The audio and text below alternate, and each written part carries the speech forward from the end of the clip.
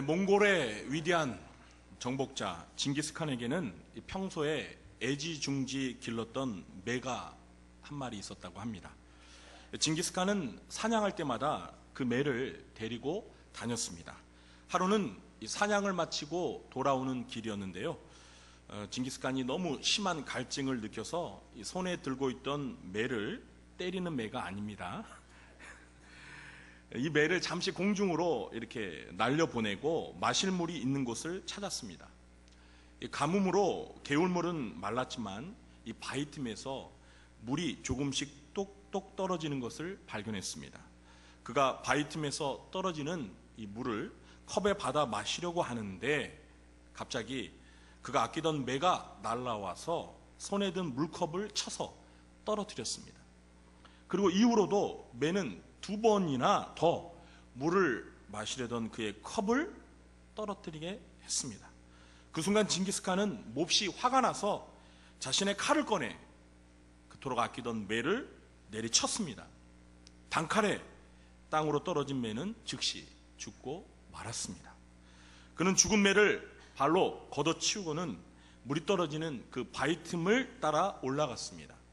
가까운 곳에서 그 물의 근원인 샘을 발견했는데 징기스칸은 깜짝 놀라고 말았습니다. 왜냐하면 그 샘 속에는 독이 매우 강한 커다란 독사의 시체가 빠져 있었기 때문입니다.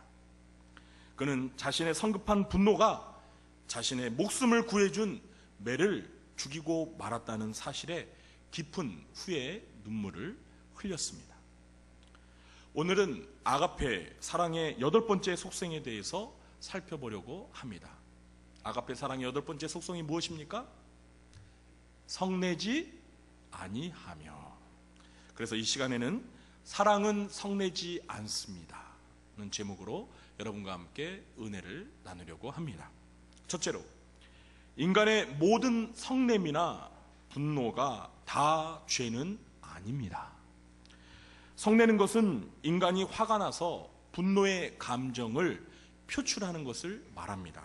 그런데 오늘 본문에서 사랑은 성내지 아니하며 라고 하니까 성내는 행위 모두가 다 잘못된 것이라고 생각할 수가 있습니다.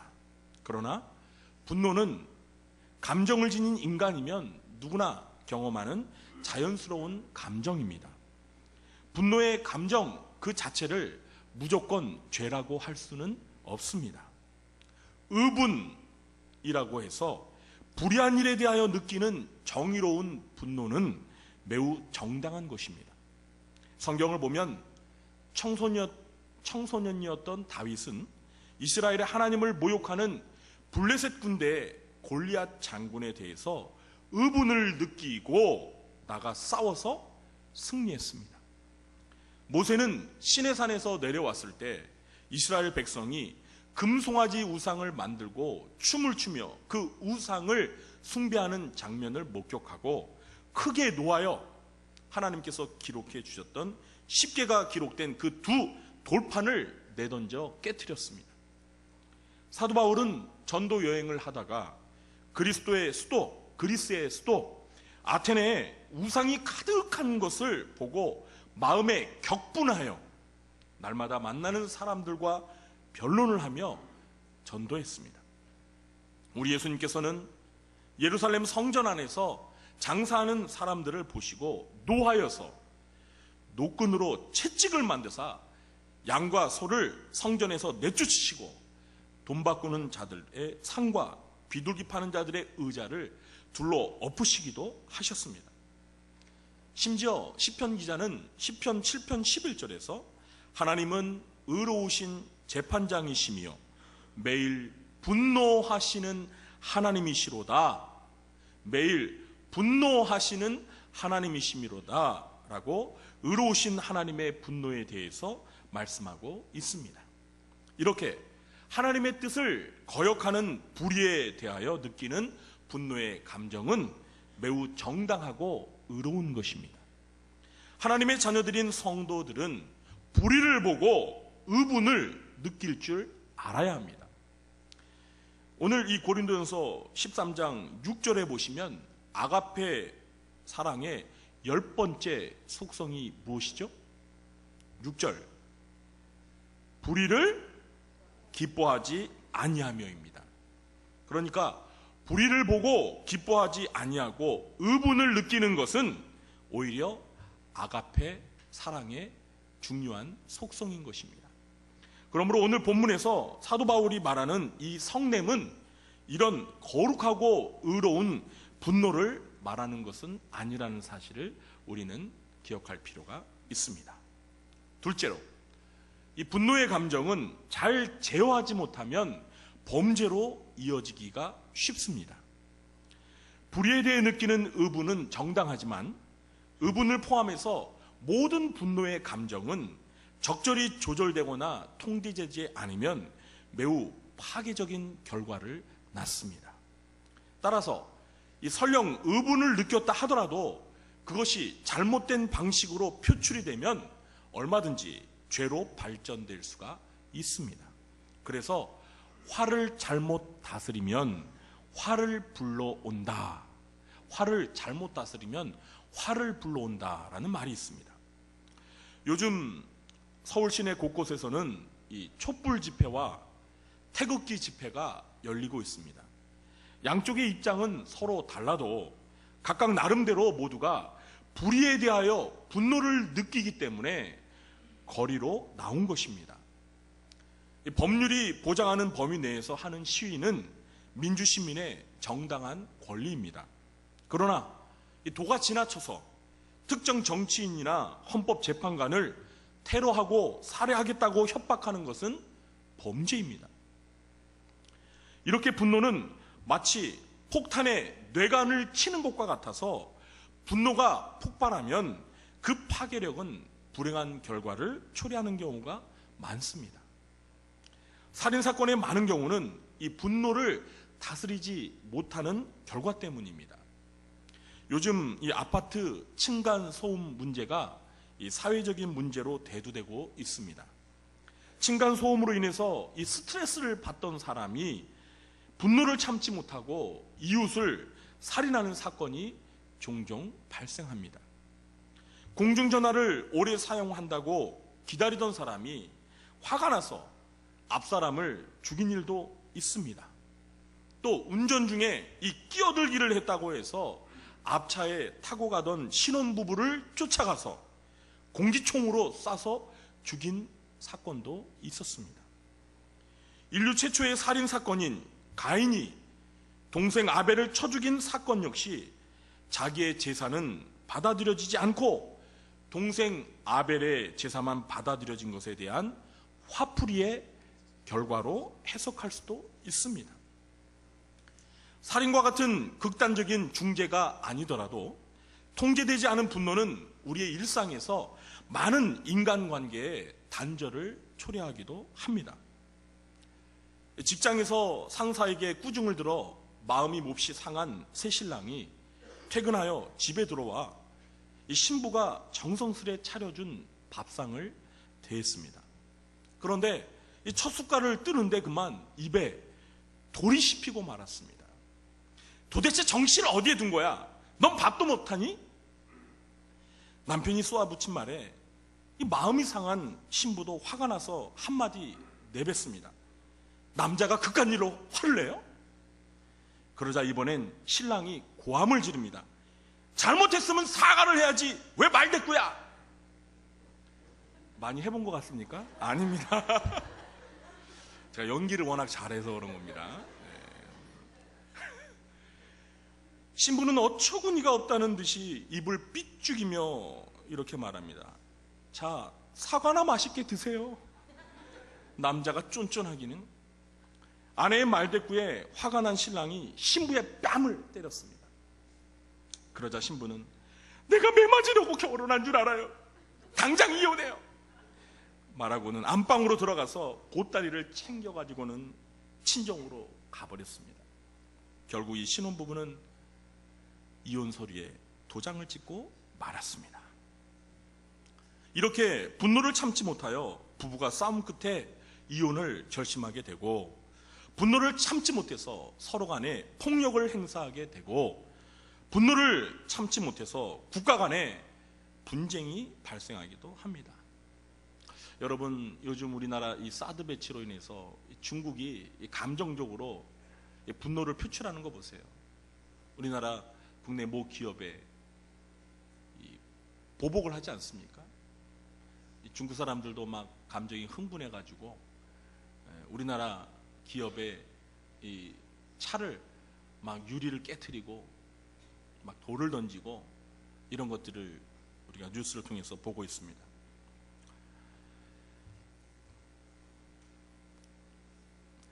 잠언 29장 22절에 보면 노하는 자는 다툼을 일으키고 성내는 자는 범죄함이 많으니라, 이렇게 기록되어 있고요. 사도 바울은 에베소서 4장 26절과 27절에서 분을 내어도 죄를 짓지 말며 해가 지도록 분을 품지 말고 마귀에게 틈을 주지 말라라고 말했습니다. 바울의 이 충고는 그만큼 분노가 적절하게 통제되거나 해소되지 않으면 마귀가 역사하는 발판이 되어서 죄로 발전되기가 쉽다는 것을 깨우쳐 주는 것입니다. 여러분, 마태복음 26장을 보시면 이 가룟 유다가 앞장을 서서 로마 군사들을 이끌고 겟세마네 동산에서 기도하시는 예수님을 체포하러 왔습니다. 가룟 유다가 예수님을 보자 예수님에게 다가가서 입을 맞추며 인사를 하자 로마 군사들이 예수님을 체포하기 위해 행동을 개시했습니다. 그때 베드로가 자신의 칼집에서 칼을 빼어들고 휘둘러 대제사장의 종 말고의 귀를 베었습니다. 이때 예수님은 베드로를 향하여 뭐라고 말씀하셨죠? 칼을 가지는 자는 다 칼로 망하느니라 하면서 베드로를 책망하시면서 떨어진 말고의 귀를 주워 말고의 귀에 이렇게 붙여주셨습니다. 물론 베드로는 그 순간 의분을 느껴서 예수님을 보호하려고 그런 행동을 했을 것입니다. 그러나 베드로의 분노는 제어되지 않아서 하마터면 사람을 살해할 뻔했던 것입니다. 그가 느낀 의분은 정당하지만 그의 그 분노가 제어되지 못함으로 인해서 사람을 죽이는 살인죄를 질 뻔했다는 거예요. 그래서 영어 단어를 보시면 이 화를 나타내는 단어가 뭡니까? anger. 그리고 위험을 나타내는 영어 단어는 무엇이죠? danger. anger와 danger 철자를 보시면 한 글자 차이죠. 그만큼 분노, 화는 제어되지 않으면 위험한 결과를 초래한다는 것입니다. 그렇습니다. 이렇게 통제되지 않은 분노의 감정은 인간관계에 위험천만한 결과를 낳을 뿐만 아니라 아가페 사랑의 속성이 될 수가 없는 것입니다. 셋째로, 분노를 다스리는 방법을 알아 아가페 사랑을 실천해야 합니다. 이 시간 저는 우리 성도님들에게 분노를 다스리는 3가지 방법에 대해서 알려드리겠습니다. 첫째, 화가 나는 순간 곧바로 행동으로 옮기지 말고 최대한 의식적으로 시간을 지연시키도록 해야 합니다. 잠언 12장 16절에 보면 미련한 자는 당장 분노를 나타내거니와 슬기로운 자는 수욕을 참느니라. 대부분 화가 나면 쉽게 흥분을 하게 되고 그에 따라 빨리 분노를 표출하는 행동을 하게 됩니다. 그러다 보면 실수를 하게 되고 더 큰 문제를 야기하게 됩니다. 그러므로 일단 무조건 화부터 내지 말고 참으며 시간을 지연시킬 필요가 있습니다. 이렇게 시간을 끌게 되면 마음을 고르게 되고 냉정을 찾게 되는 효과가 있습니다. 토마스 제퍼슨은 화가 나면 말하기 전에 열을 세고 화가 몹시 나면 100을 세라고 이렇게 충고를 했습니다. 한번 여러분 화가 날 때 이 제퍼슨의 한번 좋은 대로 마음속으로 숫자를 세워보시기 바랍니다. 로마 유명한 정치가 세네카는 늦추는 것은 분노의 가장 좋은 약이다라는 충고를 했습니다. 정치를 하다 보면은 여러분 정말 화가 나는 일이 많습니다. 그런데도 이 탁월한 정치가들은요, 그 화를, 그 분노를 잘 컨트롤할 수 있어요. 정치가가 화난다고 막 그 감정을 폭발해보면요, 그 나라는 안정될 수가 없습니다. 늦추는 것은 분노의 가장 좋은 약이다. 시간을 지연시키는 또 하나의 방법은 이 머릿속으로 분노를 심하게 표출함으로써 발생하게 될 파괴적인 결과가 어떨지에 대해서 미리 상상해 보는 것입니다. 그러면 심각하게 후회할 짓을 예방하는 효과가 있습니다. 제가 지난 한 주간 동안 이 말씀을 이제 이렇게 준비하려고 한 주간 이렇게 묵상하는데 정말 한번 이걸 실천을 해봤어요. 이렇게 화가 나는 상황에서 내가 지금 여기서 화를 내면 어떤 일이 벌어질까, 이렇게 머릿속에서 한번 이렇게 그려보니까 화를 내면 안 되겠더라고요. 그래가지고 참게 되더라고요. 정말 효과가 있습니다. 여러분도 삶 속에서 한번 꼭 실천해 보시기 바랍니다. 화를 잘 다스리는 두 번째 방법은 상대의 말을 먼저 들어보고 자신의 화난 감정을 솔직하게 천천히 말하는 것이 필요합니다. 이 대부분 분노의 원인은 인간관계 속에서 누군가에게 이 자존심이 상할 정도로 무시를 당하거나 나의 욕구나 기대 그리고 권리가 침해당했다고 판단되었을 때 발생합니다. 그러므로 나를 화나게 만든 사건이나 그 사건에 연루된 사람이 분명 있게 마련입니다. 그런데 종종 우리 분노는 매우 주관적인 판단이나 잘못된 정보로 인해서 이 오해로 발생하는 경우가 많은 게 사실입니다. 그렇기 때문에 무조건 화부터 낼 게 아니라 먼저 화를 나게 만든 원인이 무엇인지를 냉철하게 분석해 보려는 노력이 반드시 선행되어야 합니다. 이것을 위해서 분노의 원인을 제공한 사람의 이야기를 먼저 들어보고 자신의 화가 난 감정을 솔직하게 전달하면서 대화를 시도할 필요가 있습니다. 야고보서 1장 19절에 내 사랑하는 형제들아 너희가 알지니 사람마다 듣기는 속히 하고 말하기는 더디하며 성내기도 더디하라. 여러분, 야고보 사도의 이 충고를 마음에 잘 새겨보십시오. 듣기는 어떻게 하라고요? 속히 하고. 속히 들어야 된다는 거예요. 분노가 일어나는 그 상황 속에서 나에게 분노를 일으키는 그 사람의 말을 먼저 들어보라는 거예요. 들어보지도 않고 화가 나는 대로 말을 하면 어떻게 됩니까? 예기치 않은 문제가 또 발생할 수 있어요. 문제가 더 꼬이게 됩니다. 그렇기 때문에 먼저 듣기를 속히 하고 말하기는 더디하고 천천히, 화가 날수록 천천히 말하고, 그리고 뭐도 더디하라고요? 성내기도 덜이하라. 성내기도 더디하라. 얼마나 실제적인 충고입니까? 듣기는 속히 하고 말하기는 더디하고 성내기도 더디하라.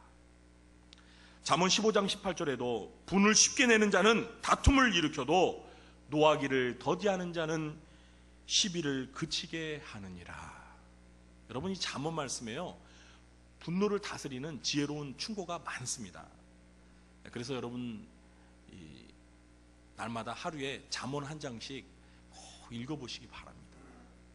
그러면 한 달을 잠언을 한독하면서 잠언 속에서 우리가 인생을 살아가는 데 있어서 지혜로운 충고를 많이 얻을 수가 있어요. 꼭 그렇게 해보시기 바랍니다. 이렇게 분노가 발생하는 상황에서 그 분노의 원인을 제공한 사람과 만나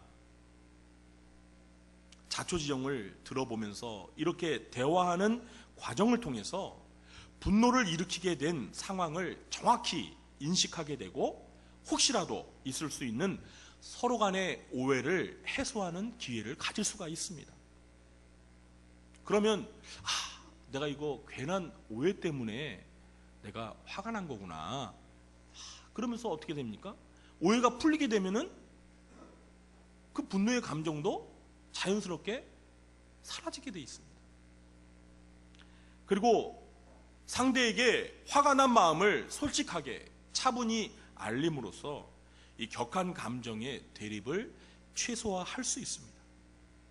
특히 이 대화의 과정에서 각별히 주의할 것이 있는데요. 그것은 말을 할 때 조심해야 한다는 것입니다. 대부분 이렇게 한번 화가 난 상황에서 대화를 시도할 때는 어떻습니까? 내가 일단 이 말을 듣고 난 다음에 내가 화를 내더라도 내겠다 이러면서 이제 만나지 않습니까? 그때 이 마음에 어떻습니까? 이 분노를 꾹꾹 눌러뒀거든요. 그러니까 분노가 사라진 게 아니에요. 분노를 잠시 눌러둔 겁니다. 그런데 그 사람과 대화를 하다 보면은요, 어떻습니까? 이 꾹 눌러뒀던 이 분노가 표출이 되는 경우가 있어요. 그래서 언성이 높아지고 흥분하면서 막 사실은 자초징을 잘 들어보려고 그랬는데 그냥 오히려 이 감정이 폭발해가지고 도리어 싸움이 일어나는 경우가 있어요. 저도 그런 것 같아요. 저도 이 사랑의 15가지 속성 중에서 제 자신이 잘 컨트롤 안 되는 부분 중에 하나가 바로 이겁니다. 성내는 거. 저도 이렇게 때로는 오해가 되거나 억울한 일을 당하게 되면 그걸 잘 참지를 못하는 경향이 있어요. 제가 제 성격을 좀 알기 때문에 내가 냉정하자 이러면서도 막상 대화를 시도하다 보면 그 눌렀던 이 감정이 밖으로 표출이 되는 거예요. 그래서 얼굴도 시뻘개지고 언성도 높아지고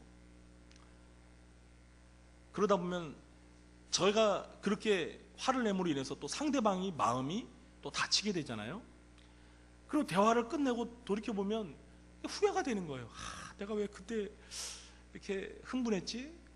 언성을 높였지? 좀 냉정하게 이렇게 말할 수도 있었는데 아직 멀었구나. 예수님 닮으려면 참 멀었구나. 그런 생각을 많이 해봅니다. 우리 사랑하는 성도 여러분, 잠언 15장 1절에는 유순한 대답은 분노를 쉬게 하여도 과격한 말은 노를 격동하느니라. 부드러운 대답은 분노를 쉬게 만들지만 과격한 말은 노를 격동시킨대요. 참 이 잠언의 말씀은요 너무나 실제적입니다. 세 번째, 분노를 잘 다스리는 세 번째 방법은 성령님의 통제를 받아 분노를 다스리는 성품의 변화를 기대해야 합니다. 기질과 성격상 어떤 사람은 남보다 쉽게 화를 잘 내는 사람이 있습니다. 그렇죠? 우리 흔히 누가 답하셨습니까? 네. 이 다혈질, 성격이 다혈질인 분들이 주로 이렇게 쉽게 화를 잘 냅니다. 그러나 우리가 기질과 성격을 탓하면 평생 분노를 다스릴 수가 없습니다. 그리스도인들 사이에 이 거룩한 변화, 이 성화를 방해하는 잘못된 사고방식이 있는데 그것이 무엇입니까? 예수님을 믿어도 타고난 성격이나 기질은 절대 변하지 않는다. 어떻습니까? 여러분도 이렇게 생각하십니까? 저도 이렇게 설교를 하지만은요, 이렇게 대화 중에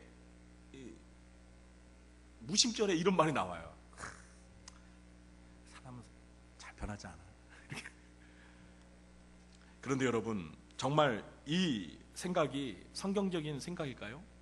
정말 예수 믿어도 사람의 타고난 성격이나 성품, 기질은 변하지 않습니까? 절대 변하지 않습니까? 아닙니다. 얼마든지 변화될 수 있습니다. 물론 예수님을 믿고 성령을 받았다고 해서 저절로 변화되는 것은 아닙니다. 또한 그 변화의 속도가 빠르게 되는 것도 아닙니다. 그러나 날마다 자기를 부인하고 자기 십자가를 지며 성령님의 통제에 의지적으로 순종하는 삶을 살다 보면 좀 시간이 더디게 걸리더라도 반드시 우리의 타고난 기질과 성품도 변화될 수 있습니다. 이 사실을 믿으시기 바랍니다. 예수님의 12제자 중에 야고보와 요한이라는 형제가 있었습니다. 이 야고보와 요한은요, 본래 성격이 타고난 성격과 기질이 급하고 화를 잘 내는 다혈질 기질을 가지고 있습니다. 그래서 우리 예수님께서 이 두 형제에게 붙여준 별명이 있습니다. 그게 무엇입니까? 보아너게. 이 보아너게 뜻이 무엇입니까? 네? 우레의 아들입니다. 우레의 아들. 우레가 어떻습니까? 팡팡팡팡 막 치잖아요. 천둥 번개 칠 때 보세요. 그냥 이렇게 요한과 이 야고보가 아주 성격이 급하고 아주 거칠었습니다. 화를 잘 냈습니다. 그런데 여러분 어떻습니까? 이 요한은 나중에 어떤 호칭을 듣게 되죠? 사랑의 사도. 사랑의 사도. 요한이 사랑의 사도. 그가 쓴 성경 요한일서를 보세요. 사랑, 사랑, 사랑, 사랑. 사랑을 그렇게 외칩니다. 그렇습니다. 비록 타고난 성격은 온유하지 않았더라도 성령 충만한 그러한 변화를 통해서 얼마든지 타고난 기질과 성격도 점차 변화될 수가 있습니다. 우리 기독교는 변화의 종교입니다. 하나님께서는 신자의 거룩한 변화를 위해서 성령님을 우리 안에 선물로 보내주셨습니다. 그러므로 변화될 수 있다는 믿음을 가지시기 바랍니다. 변화를 위해서 기도하시기 바랍니다. 성령님께서 우리의 기질과 성품을 변화시켜 주도록 성령님의 통제 아래 우리 자신을 순종하며 맡기시기 바랍니다.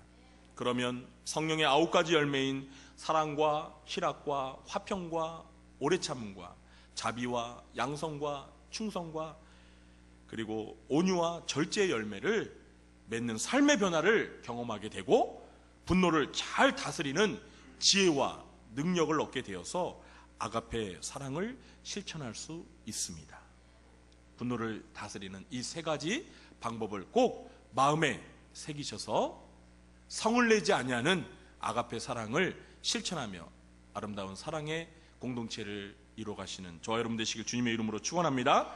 이제 말씀 맺겠습니다.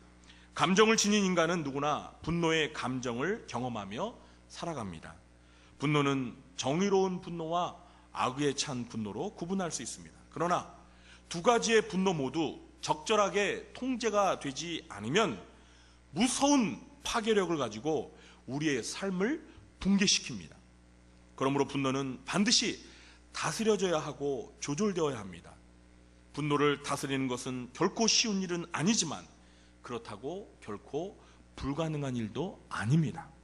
오늘 말씀에서 지시한 3가지 분노를 다스리는 방법을 실천하여서 아가페 사랑을 실천하며 살아가시는 저와 여러분 되시길 주님의 이름으로 축원합니다.